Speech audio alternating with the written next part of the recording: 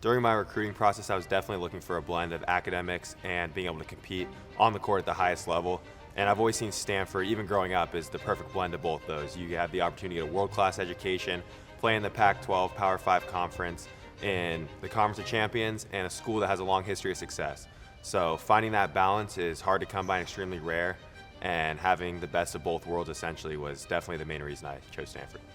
Basketball at this level is a big part of your college experience, and especially on the academic side. Taught myself a ton of lessons, time management, being able to balance practice and school. It's something you've kind of always had to do throughout high school, especially a lot of us who made it and decided to come to Stanford. We obviously value academics, but basketball teaches you lessons, leadership, commitment, and just finding a way when times are tough. So when times get tough in class, when you have a big test to prepare for, the preparation's a huge thing in basketball, and that carries over into the classroom as well. So really just being goal-driven, and for me, knowing there's an objective at the end and doing what I need to do, coming up with a plan to best prepare myself. I think the easiest way to describe the way I play basketball is efficient, especially in the modern analytics. Threes and shots around the rim are the most efficient shots on the court, and that's not necessarily something I force into my game. It's just kind of developed over time.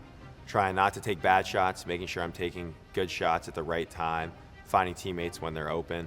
Growing up, I kind of always just shot the ball, and then throughout high school became more comfortable playing inside the three-point line rather than just a straight spot-up shooter. And then it's kind of interesting to see the progression at Stanford, where freshman year I really wasn't getting any post-ups, didn't think to post up, and was just there to shoot the ball, which is what I came in when I was recruited. That's what I was kind of brought in to do. So growing up, I kind of always knew I wanted to do something in the business realm, whether it was commercial real estate, private equity, something, one of those high pressure, high stress jobs. And Stanford doesn't have an undergraduate business school, and economics was really the closest bridge to where I want to go and where I was at the time. Being a good student at Stanford doesn't necessarily mean being the smartest person in the classroom. Stanford's a place where academically you have all the resources you need, from the teaching staff, TAs, and being a good student here is utilizing those resources to make the most of the opportunity.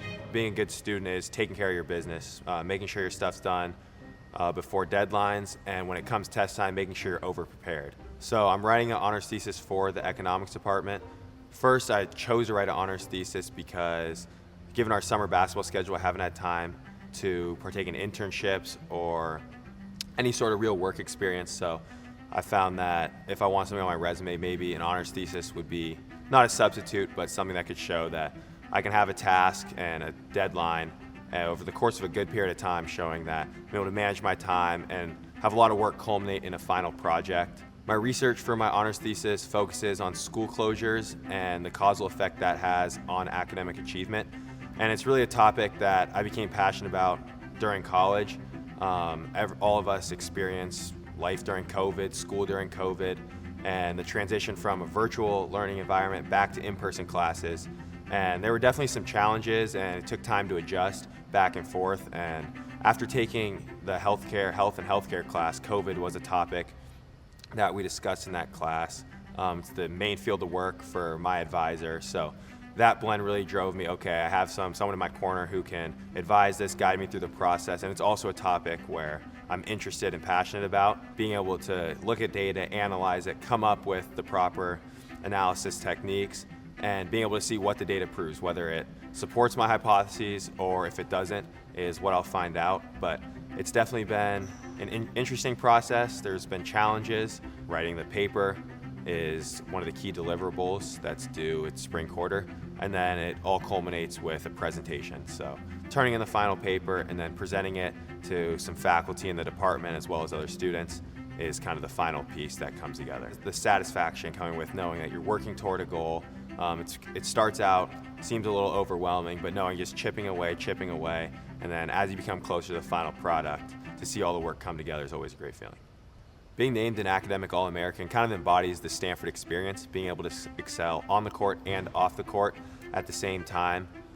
Throughout my life, academics has always been a key part. My parents stressed it on me from a young age that if the grades aren't there, one, I won't be able to play basketball, and if the grades aren't to their standards, they weren't letting me play basketball or any sports. So from a young age, I kind of always prioritized making sure my business was taking care of the classroom. So it just never encroached on what I wanted to do on the court. The people you surround yourself with at Stanford are definitely a huge part of the Stanford experience.